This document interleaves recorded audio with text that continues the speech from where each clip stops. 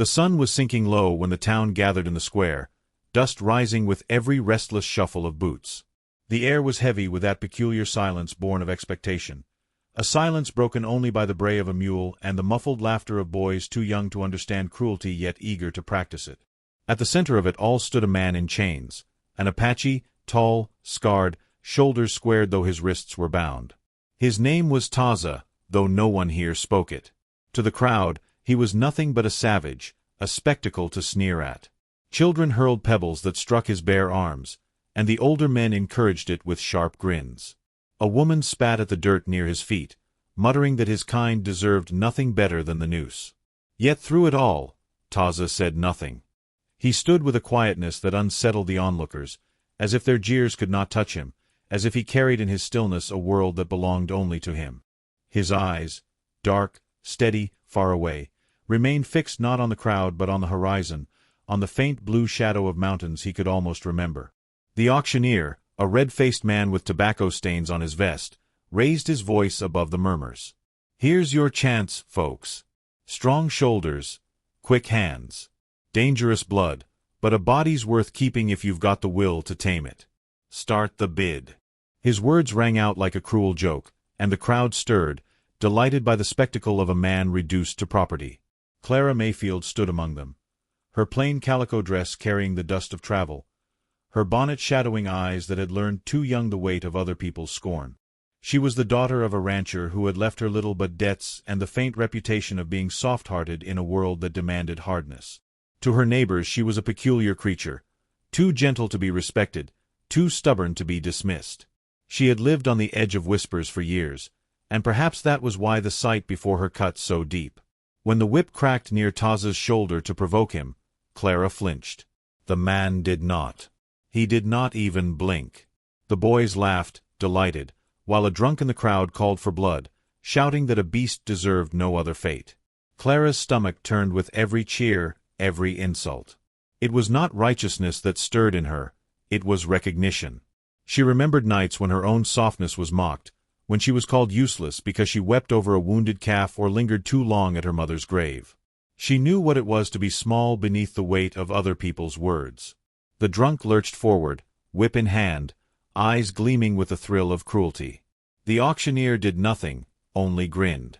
The man lifted his arm to strike again, and that was when Clara heard her own voice break free before she had time to think. "Don't hurt him." The words cut through the square, sharp as a bell.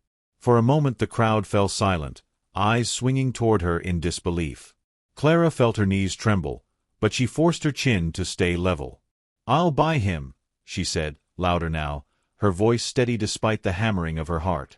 Gasps rose like a sudden wind. Laughter followed quickly after, cruel and amused. A woman in the crowd whispered to her neighbor, calling Clara mad, while a man shook his head and muttered that she had signed her own ruin. Yet Clara did not waver. She reached into the pocket of her dress and pulled out the coin she had been saving, money meant for a milk cow, each piece polished by the thumb of hesitation. One by one, she laid them into the auctioneer's palm, each clink ringing like defiance. The auctioneer raised his brows, surprised, but greed overcame mockery. He snapped his ledger shut and declared the man hers. And just like that, the crowd erupted with jeers. "Fool girl," someone spat. "She'll regret it. Mark my words, she won't last the month." Clara heard them all, every word. She held herself stiffly, not daring to glance at them, afraid her composure would shatter. She turned instead toward the man they called Savage. His eyes were on her now, unwavering. She could not read what they held, resentment, gratitude, mistrust, but there was something there, something that tethered her breath in her chest. The chains were unfastened with little ceremony, leaving dark impressions on his wrists. The crowd, still hungry for spectacle, watched as Clara reached for the rope that had been tied like reins. For an instant she hesitated, hand hovering between them. Then, instead of pulling, she let the rope fall slack and simply walked ahead, glancing once over her shoulder to see if he would follow. He did. Silent, his stride unhurried, his shoulders broad against the dying light.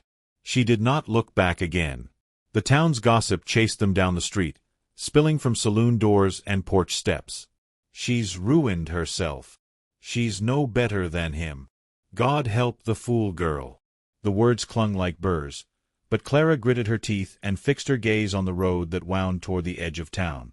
Her homestead lay 3 miles west, a small patch of prairie with fences that leaned and a house weathered by storms. It was not much, but it was hers, and tonight it would be his as well. By the time they reached the first rise of land beyond the town, night had deepened into a sky scattered with stars.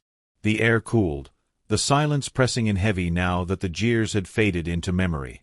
Clara slowed her pace, her breath quick and uneven. She turned at last, lantern light casting her face in a soft glow. She raised the canteen she carried and held it out. For a moment, he only watched her. Then, slowly, he accepted it. The water spilled over his lips, his throat working as he drank, but his eyes never left hers. There was no thank you spoken, no acknowledgement, only a steady gaze that unsettled and calmed her all at once. She felt her pulse thrum in her ears. She turned away quickly, clutching the lantern, and began again toward home. Behind her, his footsteps followed, heavy, measured, unchained. Clara knew she had done something reckless, something that might cost her everything. Yet beneath the fear, beneath the sting of gossip, there was a strange and trembling certainty. She had not saved a savage. She had chosen to see a man. And as the prairie opened before them, vast and silver beneath the moon, she felt the first stirrings of a story whose ending she could not yet imagine, but which she knew had already begun. Morning came pale and cool, the prairie grass bending with a hush of wind, and Clara rose with a steady rhythm of duty. The house creaked around her, its timbers weary from storms, its roof patched too many times to count. She stepped onto the porch with her coffee tin, expecting silence, yet found him already there. Taza was crouched by the corral, his hands wrapped in rope, mending the fence that had sagged since winter.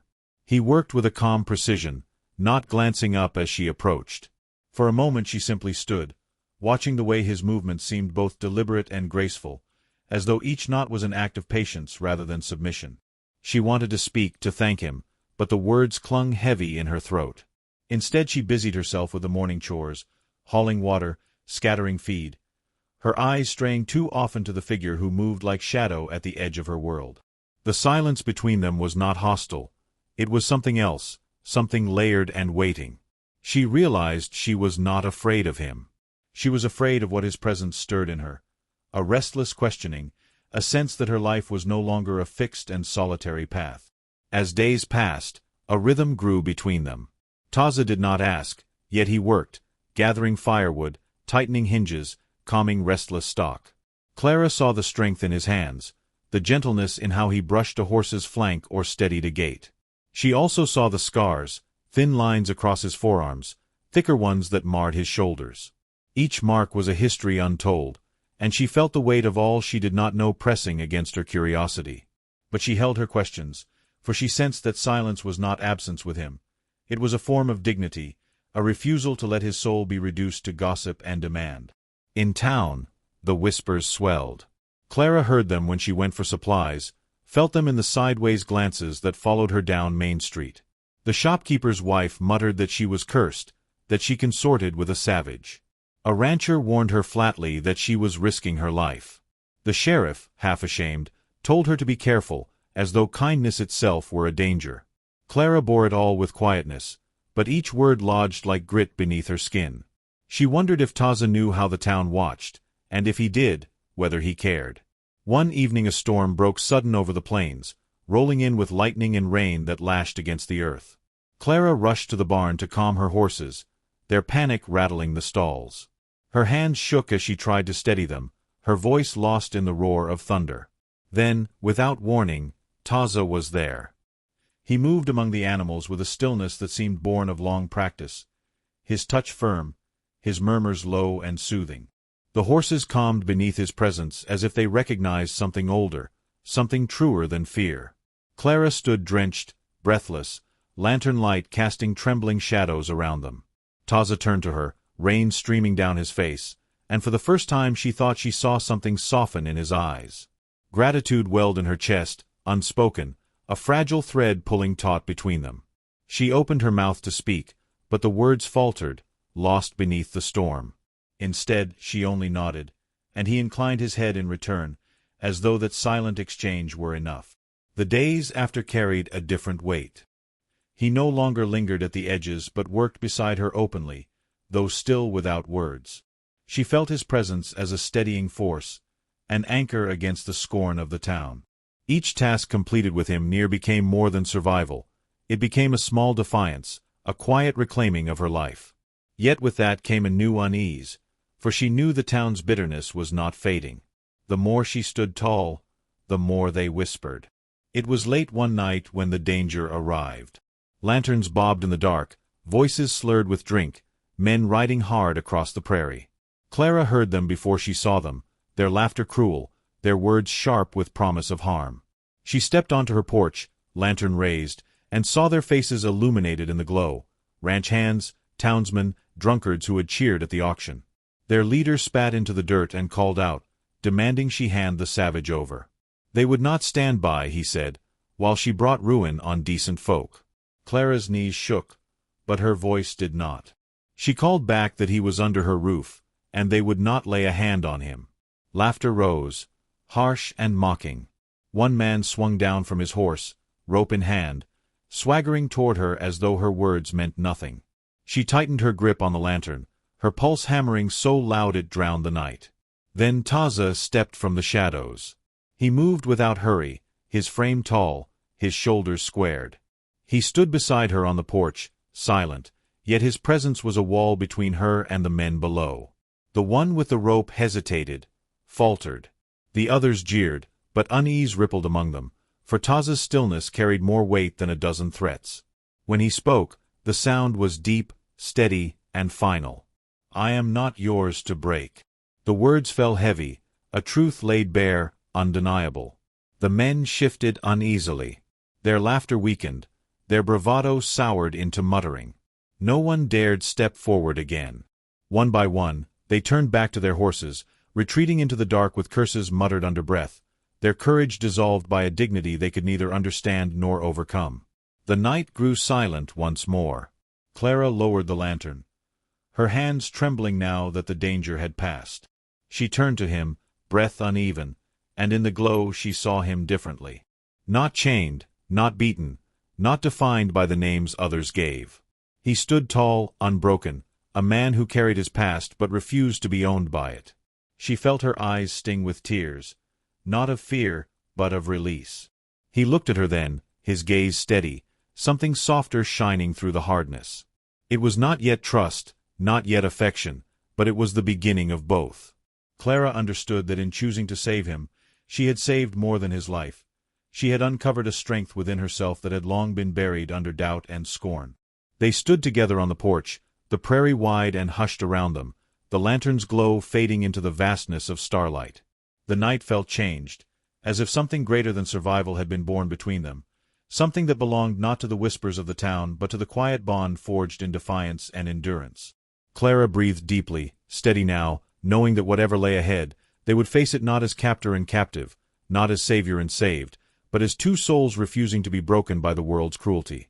And though the future remained unwritten, she felt the certainty of this moment carve itself into memory, a moment that whispered of resilience, of grace, and of the strange, unyielding power of seeing another human being clearly, when no one else dared to try.